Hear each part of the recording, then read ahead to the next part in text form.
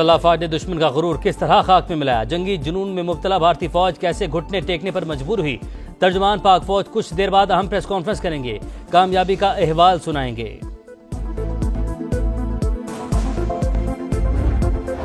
پاک Bharat D G M Os کا رابطہ کل ہوگا۔ رابطے کے بعد مذاکرات کے لیے غیر جانبدار مقام کا تعین ہوگا۔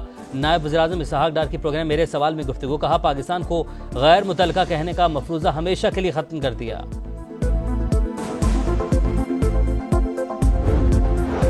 اور پشاور میں مکنی مویشی منڈی میں پولیس موبائل کے قریب دھماکہ، اے ایس آئی سمیت 2 پولیس اہلکار شہید، 3 زخمی۔ پولیس کے مطابق ابتدائی طور پر خودکش دھماکہ لگتا ہے، تحقیقات جاری۔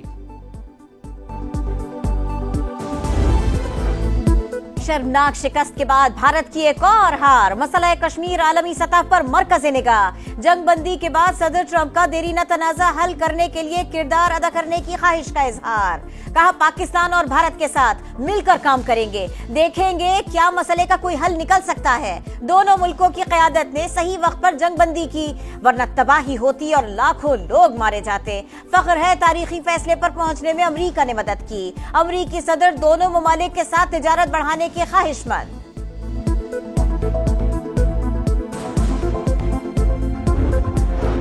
وزیراعظم کا ٹرمپ کی مسئلہ کشمیر کے حل میں مدد کی پیشکش کا خیر مقدم، کہا امریکی صدر کی دلچسپی پائیدار قیام امن کے لیے اہم ہے۔ ڈونلڈ ٹرمپ کی صورت میں پاکستان کو بہترین شراکت دار مل گیا۔ اشروں سے پاکستان اور امریکہ قریبی شراکت دار رہے ہیں۔ دونوں ملکوں نے باہمی مفادات کے تحفظ اور عالمی امن کے لیے مل کر کام کیا۔ صدر ٹرمپ تصویراتی شراکت کو دوبارہ متحرک کر سکتے ہیں۔ ترجمان دفتر خارجہ کا کہنا ہے مسئلہ کشمیر کا کوئی بھی حل سلامتی کونسل کی قراردادوں اور کشمیری عوام کی امنگوں کے مطابق ہونا چاہیے۔ کوششوں میں امریکہ اور عالمی برادری کے ساتھ شامل ہونے کے لیے پرعزم ہیں۔ کشیدگی میں کمی کے لیے امریکہ کا تعمیری کردار سراہتے ہیں۔ امریکہ کے ساتھ تجارت، سرمایہ کاری اور اقتصادی شعبوں میں تعاون بڑھانے کی خواہش کا بھی اظہار۔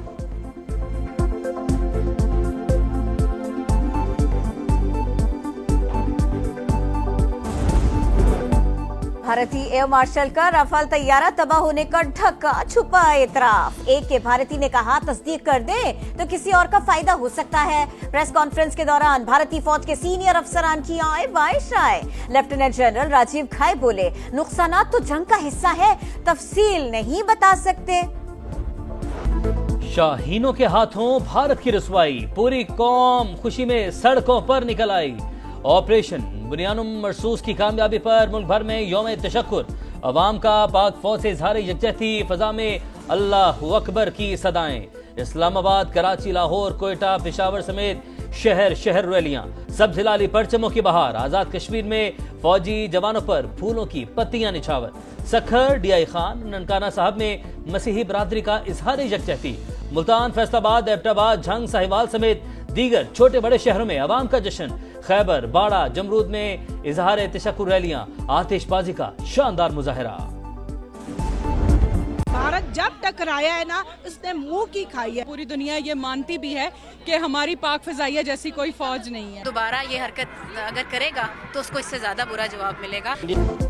کراچی سے خیبر تک اور گلگت سے گوادر تک جوش و جذبہ آسمان پر، پاکستان زندہ باد کے نعرے، وطن کے محافظوں سے یکجہتی کا اظہار۔ سابق کپتان شاہد خان آفریدی کا فوج سے محبت کا اپنا انداز، فوجی یونیفارم پہن کر کراچی میں ریلی کی قیادت کی۔ بچوں کا جذبہ بھی مثالی، وطن عزیز کے لیے ہر طرح کی قربانی دینے کا عزم۔ تباہی کے بعد مودی سرکار کی چیخیں واشنگٹن تک پہنچ گئیں۔ مذاکرات سے انکاری دشمن دوبارہ میز پر آ گیا۔ وفاقی وزیر احسن اقبال کا ناروال میں ریلی سے خطاب، پاک فوج نے دشمن کے ناپاک ارادوں کو خاک میں ملا دیا۔ شاہینوں نے دنیا کو بتا دیا پاکستان کا دفاع ناقابل تسخیر ہے۔ وزیر اعلیٰ پنجاب مریم نواز کا یوم تشکر پر پیغام، کہا پاکستان کی قیادت مخلص، قوم متحد اور افواج ناقابل شکست ہیں۔ ایسا پاکستان بنائیں گے جسے کوئی دشمن میلی آنکھ سے نہ دیکھ سکے۔ بھارت کو دھول چٹانے پر وفاقی وزیر عبدالعلیم خان کا مسلح افواج کو خراج تحسین، کہا پاک فوج نے دشمن کا غرور خاک میں ملا کر قوم کا سر فخر سے بلند کر دیا۔ آج بے مثال کامیابی پر سجدہ شکر بجا لانے کا دن ہے۔ پاکستان اور بھارت کے درمیان جنگ بندی خوش آئند ہے۔ مسئلہ کشمیر سمیت تمام تنازعات بات چیت سے حل ہونے چاہیے۔ اسلامی تعاون تنظیم کا بیان۔ اقوام متحدہ جنرل اسمبلی کے صدر کا اختلافات دور کرنے کے لیے سفارتی کوششیں جاری رکھنے پر زور۔ مسیحیوں کے روحانی پیشوا پوپ لیو کو سیز فائر معاہدے اور مذاکرات سے امن کی امیدیں۔ کہا دنیا تیسری جنگ عظیم کے دہانے پر ہے، چاہتے ہیں مزید خون خرابہ نہ ہو، یوکرین، روس اور غزہ میں بھی امن قائم ہونا چاہیے۔ بھارتی جارحیت پر منہ توڑ جواب پاکستان کی عالمی سطح پر پذیرائی۔ برطانوی نشریاتی ادارے کے مطابق انڈیا کی حکمت عملی ناکام ہو گئی، پاکستان کو فوجی محاذ پر برتری رہی، مودی سرکار نے اربوں ڈالر خرچ کیے پھر بھی اسے فائدہ نہیں ہوا۔ برطانوی اخبار دی ٹیلی گراف کا بھی پاکستان کی حکمت عملی کو خراج تحسین، بھارتی فضائیہ کی کارکردگی پر بھی سوالات اٹھا دیے۔ کہا تاریخ میں پہلی بار مہنگے رافیل طیارے تباہ کیے گئے۔ الجزیرہ سمیت خلیجی میڈیا نے بھی پاکستان کی تعریفوں کے پل باندھ دیے۔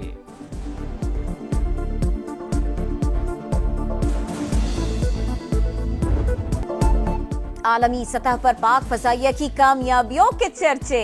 پاکستان نے بھارت کے روسی ساختہ S-400 دفاعی نظام کو کیسے تباہ کیا؟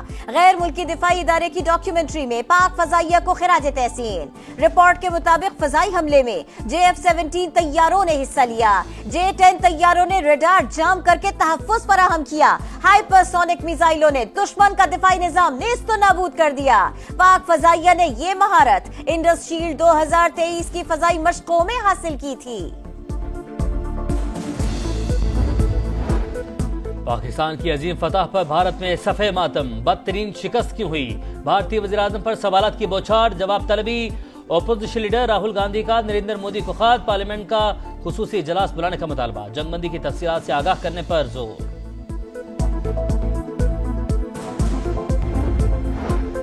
بنگلہ دیشی حکومت کا بڑا اقدام، شیخ حسینہ واجد کی جماعت عوامی لیگ پر پابندی عائد۔ بنگلہ دیشی حکام کے مطابق پابندی اینٹی ٹیررزم ایکٹ کے تحت لگائی گئی۔ طلبہ تحریک کے دوران مارے گئے مظاہرین کے مقدمات کا فیصلہ ہونے تک پابندی برقرار رہے گی۔ شیخ حسینہ کا ساتھ دینے والی دیگر جماعتیں بھی تحقیقات کا سامنا کریں گی۔ جوہری پروگرام پر امریکہ ایران مذاکرات کا چوتھا دور ختم۔ ایرانی وزیر خارجہ عباس عراقچی اور امریکی نمائندے اسٹیو وٹکوف کی عمانی وزیر خارجہ کے ذریعے مسقط میں بات چیت، دونوں ملکوں نے مذاکرات کو مثبت اور تعمیری قرار دے دیا۔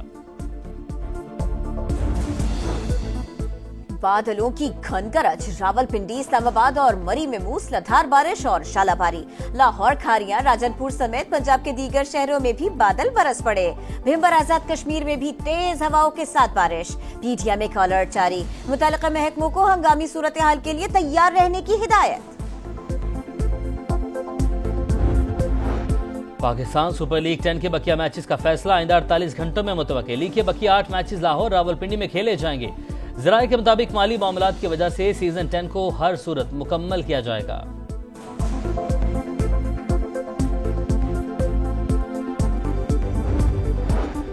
پاکستان میں سیکیورٹی کا کوئی مسئلہ نہیں، بنگلہ دیشی بورڈ اپنی ٹیم بھیجنے کو تیار۔ مہمان ٹیم 5 میچز کی سیریز کے لیے رواں ماہ پاکستان آئے گی۔ میچز فیصل آباد اور لاہور میں کھیلے جائیں گے۔ پہلا T20 25 مئی کو فیصل آباد میں شیڈیول۔ اور چلتی پھرتی آنکھوں سے اذاں دیکھی ہے، میں نے جنت تو نہیں دیکھی، ماں دیکھی ہے۔ ممتا کی لازوال چاہت کو محبتیں لوٹانے کا دن، بلوس محبت سے سرشار ماں کی عظمت کو سلام۔ ماں کی قربانیاں اور دعائیں زندگی کا سب سے قیمتی تحفہ۔